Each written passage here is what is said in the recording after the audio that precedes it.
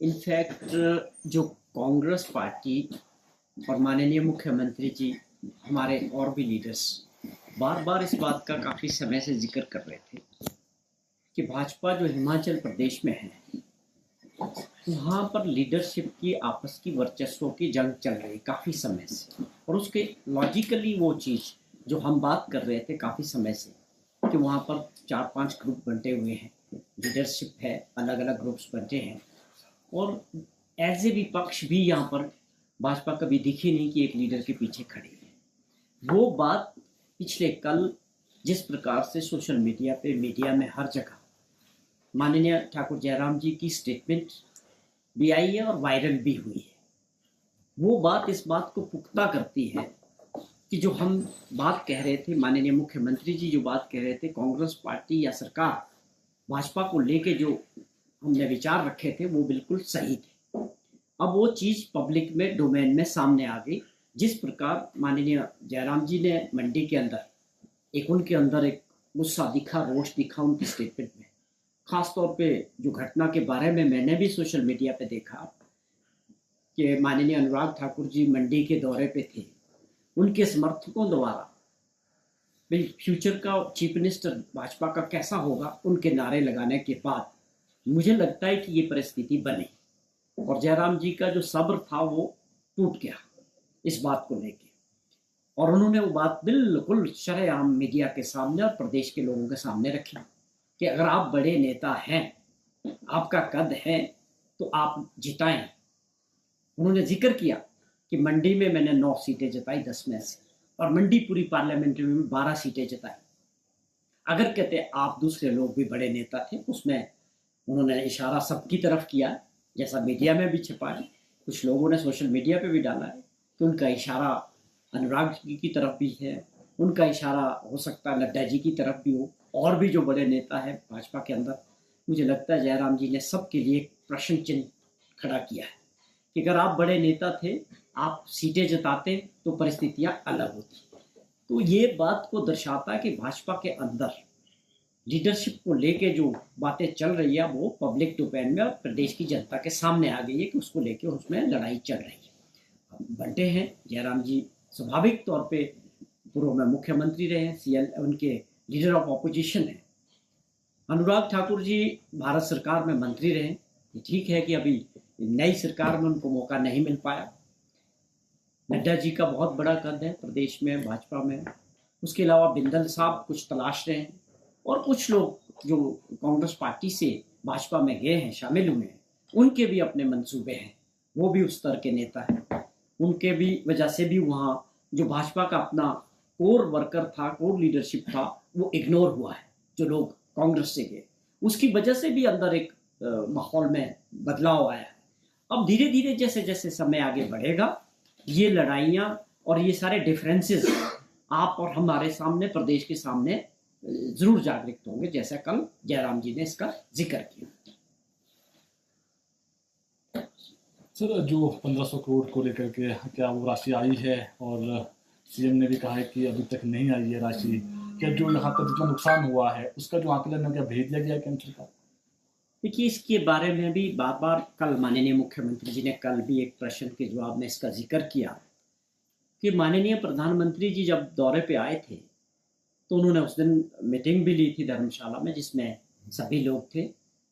वहाँ पर 1500 करोड़ रुपए की बात हुई थी कि हम एक फौरी राहत के तौर पे प्रदेश को देंगे। तो हमें सबको इंतज़ार था कि वे उसकी नोटिफिकेशन आएगी।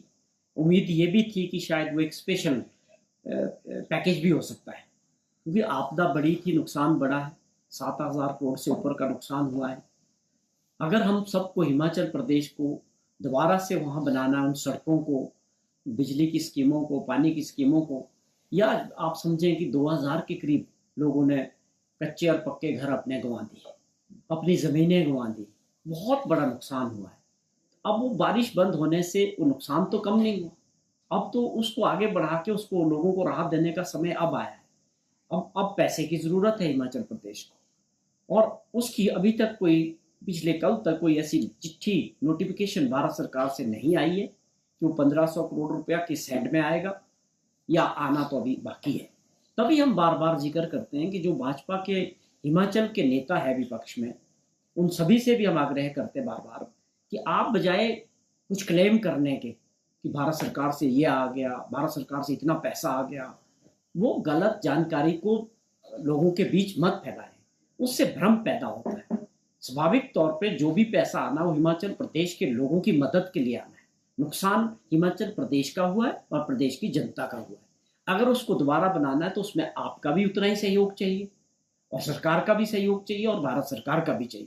अगर आज हिमाचल प्रदेश के लोग माननीय प्रधानमंत्री जी से उम्मीद करते हैं तो उनकी उम्मीद है और होनी चाहिए, उसमें गलत क्या है। जब हम अपने समय के सबसे बुरे वक्त से गुजर रहे हैं और हमें सबसे ज़्यादा मदद की ज़रूरत है, तो हम अपने देश के प्रधानमंत्री जी से क्यों ना और देश की सरकार से क्यों ना हम उम्मीद रखें।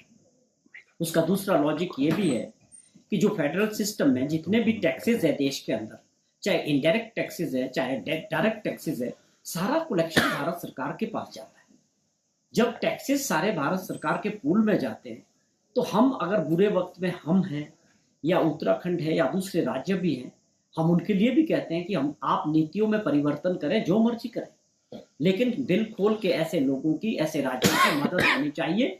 बिना पैसे से हिमाचल प्रदेश को, बिना रिसोर्सेज से हिमाचल प्रदेश को दोबारा खड़ा नहीं किया जा सकता। हम जैसा राज्य जिसका बजट केवल 54,000 करोड़ रुपए का हो और उसमें भी बहुत सारी ऐसी देनदारियां हैं, जैसे सरकारी कर्मचारियों की पे की बात करें या पेंशनर्स की बात करें या लोन्स लेने के बाद रीपेमेंट की बात करें या आप जो इंटरेस्ट देना है, हमारा बजट का मैक्सिमम उसी चीज में चला जाता है। तो अगर हम पे छोटे राज्यों पे एकदम 5,000, 6,000, 7,000 करोड़ रुपए का एक्स्ट्रा बोझ पड़ जाए, तो मेरा ये प्रश्न है भाजपा के सभी नेता से, विपक्ष के, कि आप बताएं कौन सा मैकेनिज्म है, ये पैसा कहाँ से आएगा, कैसे हम इसको कहाँ से खड़ा करेंगे। हमें स्वाभाविक तौर पे जो है ऐसे भारत सरकार से उम्मीद रहती है और करती भी है भारत सरकार। दूसरे राज्यों में भी जब आपदाएं आती है तो वहाँ करती है। इसी उम्मीद के साथ हम अभी आगे भी जो भी अभी जितने भी इस 2025 में जो रिपोर्ट्स बन रही है भारत सरकार को सबमिट कर रहे हैं, थी तो हमने पहले भी 10,000 करोड़ की 2023 की भी दी थी, लेकिन उसमें भी हमको निराशा ही रही अभी तक। 2008 करोड़ रुपया जो है उन्होंने सैंक्शन किया था 2023 का, उसमें से 500 करोड़ रुपया हमारा शेयर है। तो ये इतनी सी उम्मीद हमको उस वक्त हुई। अभी भी जो सारे जो है इसके क्लेम्स को हम भारत सरकार को सौंपेंगे और उम्मीद है कि वो इस पर, जैसा माननीय प्रधानमंत्री जी ने जिक्र किया था, कि हम दिल खोल के जो है हिमाचल प्रदेश के लोगों की मदद करें। चौहान साहब, अभी आपका में काफ़ी नुकसान हुआ है, अभी चर्चा भी थी कि जो टीसीपी एक्ट है उसमें उसको लागू किया जाएगा ग्रामीण पंचायत स्तर पर, उसमें क्या कुछ सरकार ने अभी किया है और क्या नियम जो है तय किए गए हैं ग्रामीण इलाकों में घर बनाने के? देखिए, स्वाभाविक तौर पे 2023 और 2025 की जो आपदाएं रही, जिस प्रकार से हिमाचल प्रदेश में नुकसान हो रहा है बरसात के दौरान लगातार, ये अपने आप में एक चिंता का विषय था। माननीय मुख्यमंत्री जी ने इस बात को गंभीरता से लिया। हमने कुछ फैसले भी किए थे कि किस प्रकार आपको नदियों से कितनी दूरी पे कंस्ट्रक्शन होना चाहिए, जो नाले हैं उनसे, खड्डों से कितनी दूरी पे लोगों को कंस्ट्रक्शन करनी है। उसमें कानून बनाया कि 100-150 मीटर हट के होनी चाहिए। और उसके अलावा अब इसको 25 में और देखा गया कि नुकसान और बढ़ रहा है। इस वक्त ऐसी जगह भी ज़मीनें स्लाइड की है कि गांव के गांव खतरे में आ गए। बहुत बड़ा नुकसान हुआ है हिमाचल प्रदेश में। लोग इसको किस तरह समझ रहे हैं, लेकिन जो वास्तविकता है, लोगों ने अपने जीवन में एक घर बनाते हैं, अपना एक खेत खलिहान होता है, वो सब कई जगह बह गए हैं।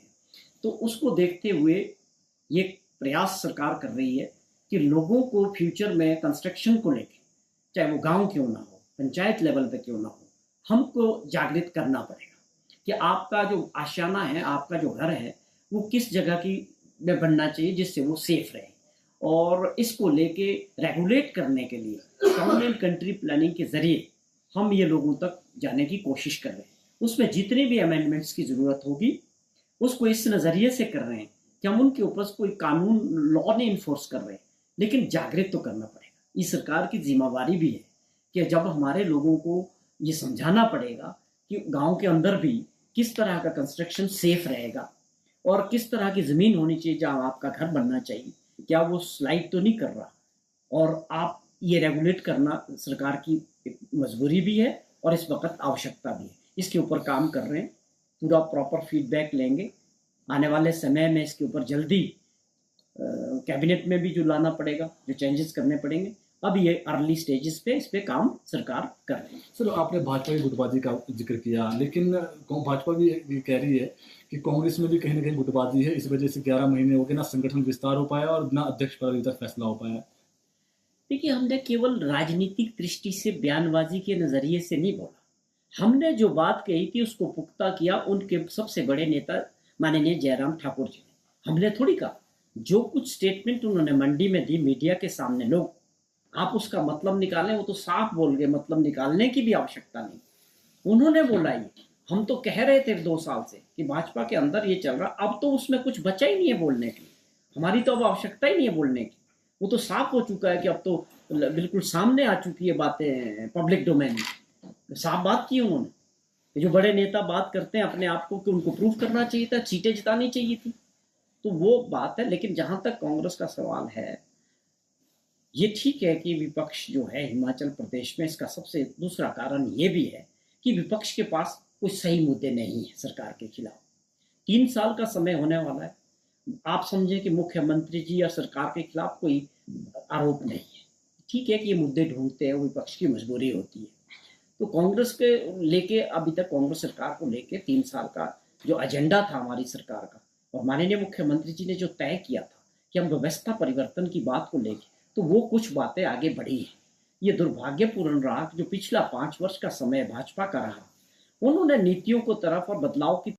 हमसे जुड़े रहने के लिए हमारे YouTube चैनल को सब्सक्राइब करें और नई वीडियो की नोटिफिकेशन के लिए बेल आइकॉन को दबाएं। अगर आप ये वीडियो Facebook पर देख रहे हैं तो लाइक जरूर करें और ज्यादा से ज्यादा शेयर करें। इसी तरह के और भी अपडेट्स के लिए फॉलो करें हमारा Instagram पेज himachal.kesri।